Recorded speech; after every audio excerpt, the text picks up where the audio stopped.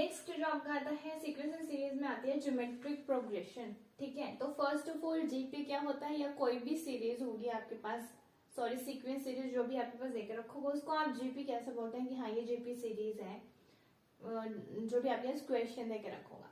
The condition is that हर term के बीच में जैसे हम जो कॉमन रेशियो निकालते हैं वो सेम होनी चाहिए।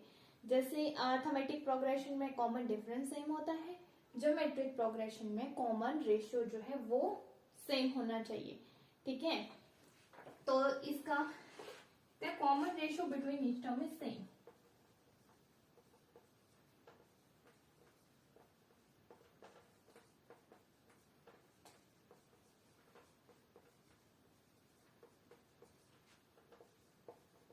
जो आपकी एक कॉमन रेशियो होती है इसको हम ऐसे आर से रिप्रेजेंट करते हैं।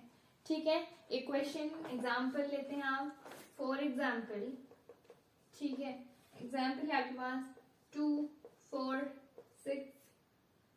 4 है, 8 है, देन 16 है एंड सो ऑन। तो अब हमें बताना है कि ये जीपी है या नहीं है, ज्योमेट्रिक प्रोग्रेशन है या नहीं है। तो आप क्या निकालेंगे, कॉमन रेशियो निकालेंगे। फर्स्ट ऑफ ऑल आर को निकालने का फॉर्मूला होता है A2/A1। ठीक है, फिर आप उसके बाद ये निकल जाएगा, फिर उसके बाद दूसरा आप आर निकालोगे तो हो जाएगा A3/A2। तो इस तरीके से आप चेकआउट करोगे कि जो कॉमन रेशियो है वो सेम है या नहीं है। Now you know very well what is A1, what is A2. A1 is your A, that is your first term. ठीक है, so it is 2, A2 क्या है 4 है, ठीक है, A3 क्या है 8 है, A2 क्या है आपका 4 है। ठीक है, so 2 2 जा 4, 4 2 जा 8, दोनों का क्या आ रहा है 2 2 आ रहा है। अगला भी निकालोगे तो 8 2 जा 16, अगेन 2 आ रहा है। इट मीन्स ये जो है आपकी एक जीपी है। ठीक है, अब दूसरी चीज यहाँ पे आती है जनरल टर्म कैसे हम निकालते हैं।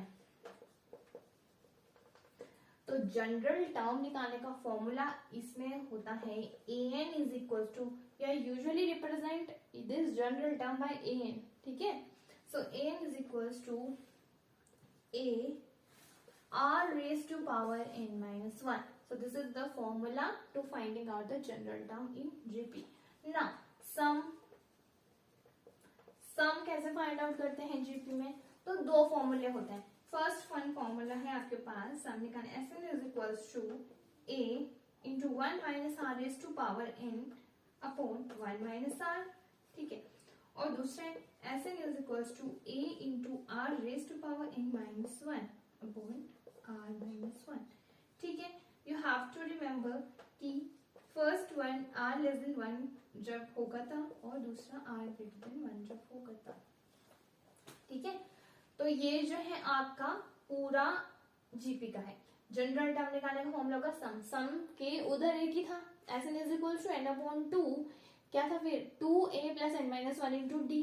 यहाँ पे आपके पास दो फॉर्मूले बनते हैं, क्या क्या, Sn is equal to a into 1 minus R raise to power n divided by 1 minus R. दूसरा आपके पास होता है Sn is equal to a into R raise to power n minus 1 divided by r-1। The condition is that जब first one formula है तब use करोगे जब आपकी जो कॉमन रेशियो है वो 1 से लेस देन होगी। दूसरा आप तब यूज करोगे जब आपकी जो कॉमन रेशियो है ये 1 से ज्यादा होगी। ठीक है, when r is greater than 1। तो ये दोनों चीजें ध्यान में रखनी है। सिंपली ये फॉर्मूला पुट करके हम जो है सम निकाल सकते हैं। ठीक है ना, अब आपके पास यहाँ पे आता है next one is your geometric mean.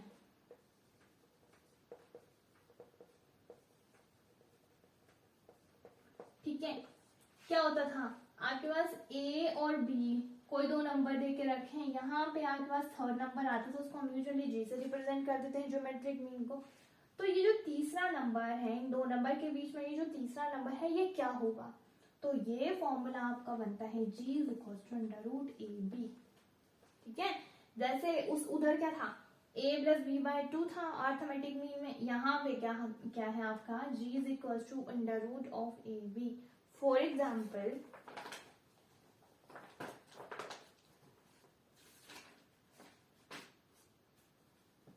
Example है आपका कि आपने ज्योमेट्रिक मीन निकालना है 2 and 8 का, ठीक है, क्या होगा g is equals to 2 into 8, 8 2 जा 16, 16 का स्क्वायर रूट 4।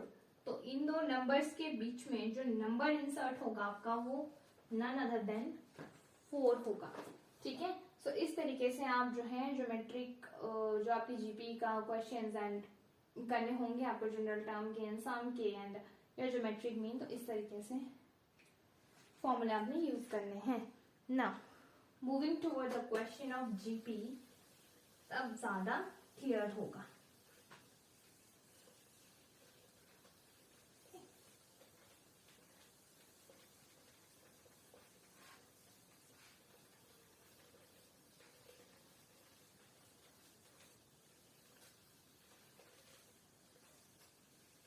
चलिए जी,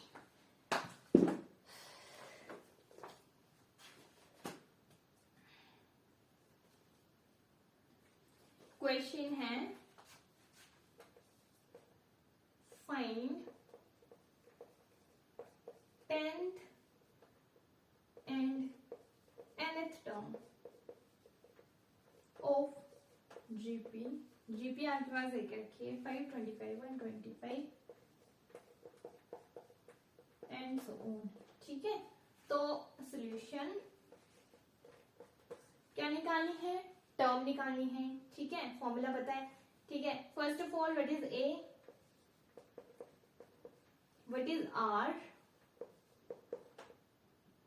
what is A2 divided by A1, 5 ना। तो ये क्लियर हो गया। अब what is the formula to finding out term, that is there an is equals to a r raised to power n minus 1, clear ना। पहली का वाली 10th टर्म a10 निकालना, तो ये आ जाएगा a सॉरी a की जगह पे पहले पुट करो 5 into what is r is your again 5, right, and ये आ जाएगा n minus 1, that is your 10 minus 1। So a10 is equals to 5 into ये 5 रेज टू पावर हो जाएगा आपका 9। a10 is equals to ये हो जाएगा 25 रेज टू पावर 9। सॉरी यहाँ पे आपका क्या बनेगा, देखो बेस सेम है, यहाँ भी 5 है, यहाँ भी 5 है, तो जब बेस सेम होते हैं तो पावर ऐड हो जाती है, मतलब ये बनेगा आपके पास 5 रेज टू पावर 1, ठीक है, प्लस 9, ठीक है। क्यों, इसकी पावर कितनी है 1 है, तो ये कितना हो जाएगा 5 raise to power 10, clear. So this is your a10, ठीक है। नाउ nth टर्म बोला है, तो an is equals to a r raise to power n minus 1 होता है, ठीक है, which is 5 into 5 raised to power n minus 1, which is equals to 5 raised to power n, ठीक है। क्यों, इसका 1 और इसका 1 ये दोनों कैंसल आउट हो गया, left with 5 raised to power n। तो ये इस तरीके से क्या करना है, टर्म्स फाइंड आउट करनी है। 10th टर्म बोली है, nth टर्म, जो मर्जी टर्म बोली हो, सिर्फ फॉर्मूला लेना, फॉर्मूले में जो भी टर्म फाइंड आउट करने के लिए दी है वो वैल्यू पुट करनी है, ठीक है। 10th 12th जो, तो यहाँ पे थोड़ा ध्यान रखना था, ठीक है, ये मेरे से स्किप हुआ। तो यहाँ पे क्या किया आपने, 5 मल्टीप्लाई करी थी, बट जनरली मल्टीप्लाई नहीं होता है क्योंकि यहाँ भी 5 है, यहाँ भी 5 है। जब बेस सेम होते हैं तो आपकी जो पावर्स है वो क्या हो जाती है, ऐड हो जाती हैं।